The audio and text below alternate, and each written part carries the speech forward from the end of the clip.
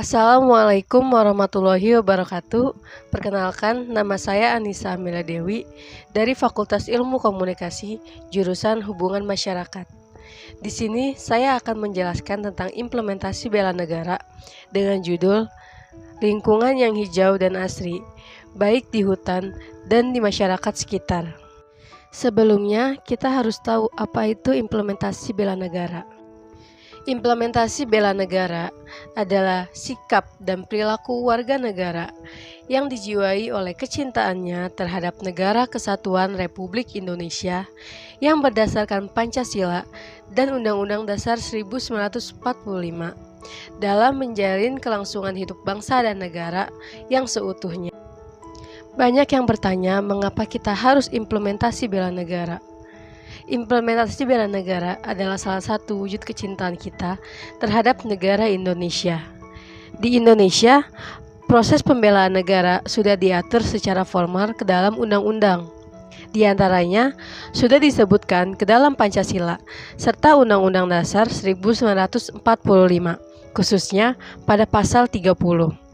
Dalam pasal tersebut dijelaskan bahwa membela negara merupakan kewajiban seluruh rakyat Indonesia tanpa terkecuali.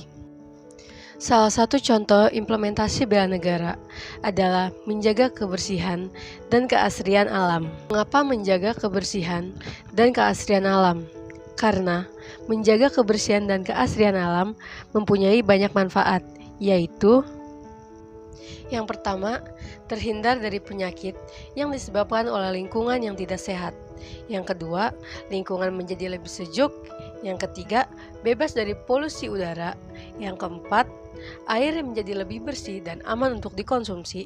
Yang kelima, lebih tenang dalam menjalankan aktivitas sehari-hari. Dan yang keenam, yang paling penting adalah terhindar dari bencana alam. Bencana alam yang sering terjadi di Indonesia adalah banjir di Jakarta. Banjir disebabkan oleh curah hujan yang tinggi dan kurangnya daerah resapan air. Akan tetapi, banjir tidak hanya disebabkan oleh hal itu saja. Banyak orang-orang yang membuang sampah sembarangan di jalanan maupun di dalam selokan yang membuat aliran air menjadi tersumbat. Itulah mengapa kita memerlukan kesadaran masyarakat agar membuang sampah pada tempatnya. Yang kedua adalah kebakaran hutan. Kebakaran hutan bisa disebabkan oleh dua faktor. Yang pertama, faktor alamiah, dan yang kedua oleh ulah manusia. Faktor alamiah disebabkan oleh kemarau panjang sehingga tanaman menjadi sangat kering. Apabila terkena percikan api, menimbulkan kebakaran yang sangat besar. Yang kedua adalah faktor manusia. Manusia biasanya membakar hutan dengan tujuan pribadi ataupun kelompok. Biasanya digunakan untuk membuat lahan perkebunan. Akibat pembakaran hutan adalah hilangnya fungsi hutan sebagai daerah resapan air. Selain itu, menjadi pemanasan global.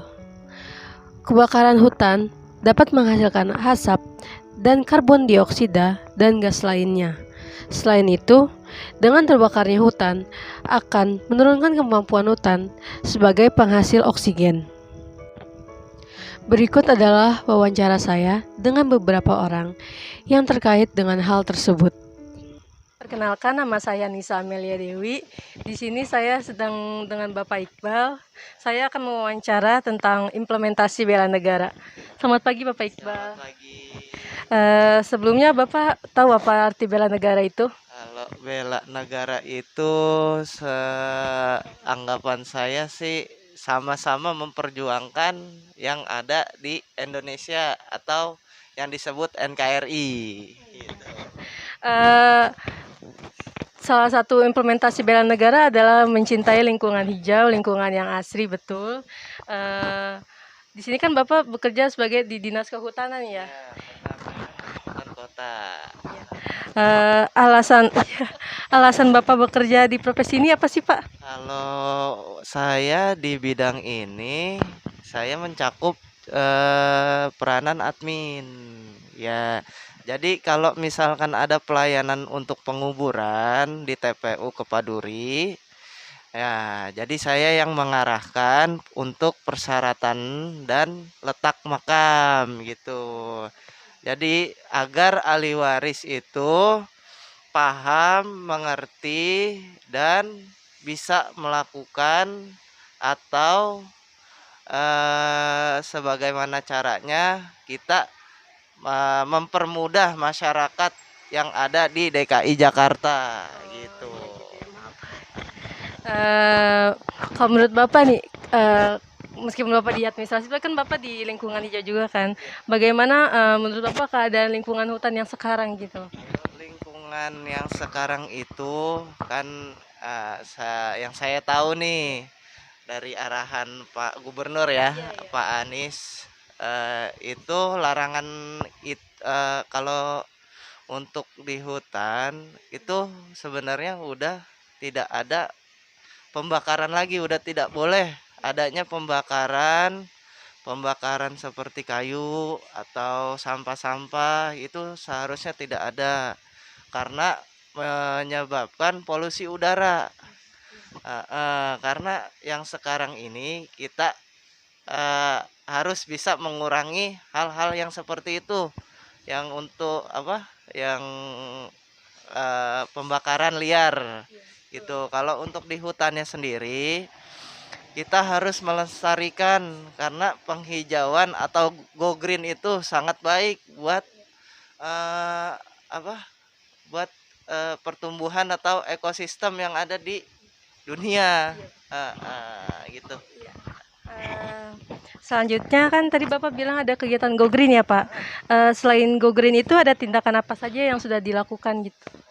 Oh, yang tindakan yang sudah dilakukan itu ya contohnya kita saling menggotong royong, saling bekerja sama untuk membersihkan atau menata eh, pohon atau bibit pohon yang ada di Jakarta ini agar tertata rapi dan meli apa eh, se- maksudnya kita melihat nih secara pandangan orang itu rapi bersih itu terlihat lebih baik dan bagus gitu aja. Baik nih, untuk pertanyaan terakhir ya Pak, saran Bapak untuk seluruh warga agar mau menjaga lingkungan hijau seperti yang tadi kan Bapak bilang ada pembakaran hutan secara besar-besaran, itu bagaimana saran Bapak ke depannya?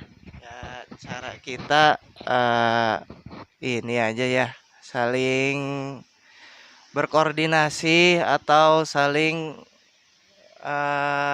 apa? Saling berkoordinasi terhadap instansi yang ada di pemerintahan ini. Yang mana yang baik untuk ditebang pohonan itu ya asalkan kita ada pembicaraan melalui PTSP. Jadi kita nggak hanya sekedar nebang menebang aja. Itu nggak boleh seharusnya. Jadi kalau untuk kita menebang pohon itu juga ada aturannya gitu. Jadi agar lebih kondusif dan lebih bagus gitu. Baik, terima kasih Bapak. Selamat sore, saya Nisa Amelia Dewi. Sekarang saya sedang melakukan wawancara kedua dengan salah satu Bapak RT. Bapak dengan siapa? Saya Pak Rosim. Iya. Bapak, saya mau bertanya, sebelumnya Bapak tahu nggak sih arti implementasi bela negara itu?